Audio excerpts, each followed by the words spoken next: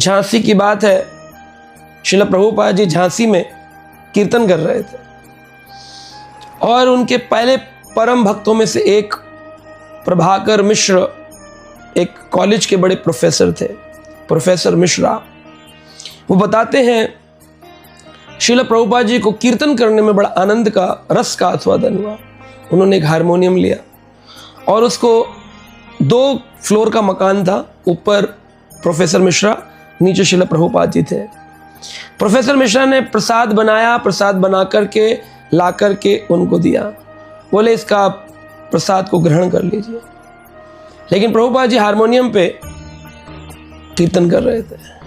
उस कीर्तन में, उस सेवा में उनको वो ऐसा अनुभव हो रहा था, उन्होंने आंख बंद करके कीर्तन जारी रखा, प्रसाद नहीं पाया। प्रोफेसर मिश्रा इंतजार करते करते कॉलेज चले गए। संध्या काल में जब लौट के आए, थाली यथारूप रखी थी, श्रील प्रभुपाद अभी भी कीर्तन कर रहे थे। वो रात को कमरे में चले गए, उन्होंने नया प्रसाद की थाली बनाई, ला करके फिर रखी, श्रील प्रभुपाद अभी भी कीर्तन कर रहे थे।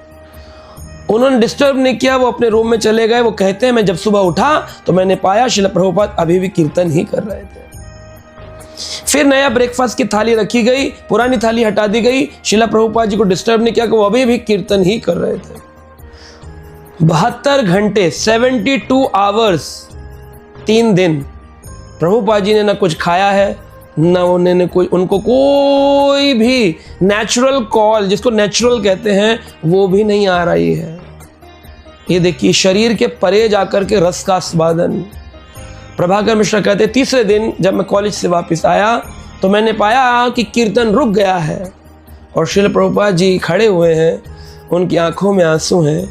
उस अश्रुपूरित नेत्र श्रील प्रभुपाद जी कह रहे हैं, रुक जाइए, रुक जाइए।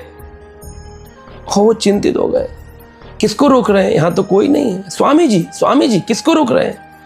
श्रील प्रभुपाद ने कहा, क्या तुमने नहीं देखा मिश्रा, श्री कृष्ण आए थे, यहां बैठकर मेरा कीर्तन सुना और अभी अभी कृष्ण यहां से चले गए।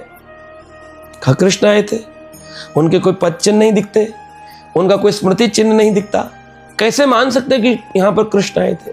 कहा तुमको मेरे गले में ये माला नहीं दिखती विशेष?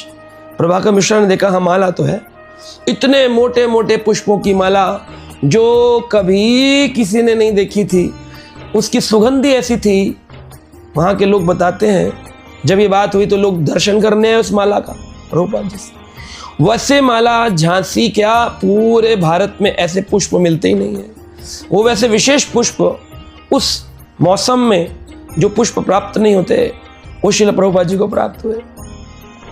और उनकी जो सुगंधी थी वो पूरे वातावरण को, आसपास के वातावरण को सुगंधित कर रही थी।